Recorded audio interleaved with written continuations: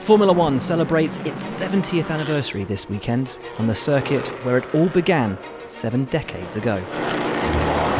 The track has changed little since those first racing pioneers competed around the access roads of this former Second World War airfield. Indeed, the corner names are the same today as they were back in 1950, and they're some of the best, not just in this country, but anywhere in the world.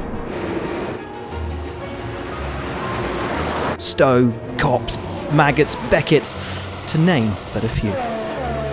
And what's most fascinating of all is that despite tweaks and shifts to the overall design in the past 70 years, the characteristics of almost all these corners has stayed the same, and thus the challenge has remained. Stowe, named for the school beyond the fields behind the track, is and has always been a wickedly fast right-hander, home to many iconic moments. Who could forget Mansell's legendary pass on Nelson Piquet in 1987, 2 laps from the finish, or indeed Jenson Button and Felipe Massa's epic tussle in 2011. And Button goes to the outside. Will he be able to hang it around there at 150 miles an hour, or will Massa run him out of road? Of course, it'll always be remembered as the scene of that awful accident for Michael Schumacher in 1999, which robbed both he and Ferrari of their chance to fight for their first world title together, something they'd make amends for the very next year. My first memory of Silverstone, as for so many British fans, is actually a corner that no longer exists on the official Grand Prix layout. Bridge. Barrichello's going to take it surely, and Raikkonen had to go wide, and Barrichello beautifully just giving Raikkonen no chance there.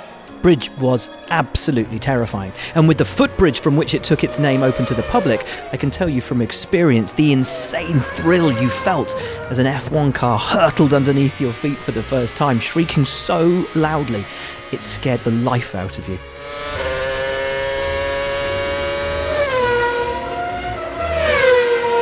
It was a huge challenge. Jarno Trulli had a monstrous crash on the exit in 2004, and if you were brave or sometimes foolish, you'd probably consider shaping up a rival through its blind exit. Some went well, others, famously, not so much. Woodcote has served as the first corner, the last corner, and now sits somewhere in the middle of the track. Few could forget Jody Scheckter's spin here at the end of the first lap in 1973, and the carnage that it caused.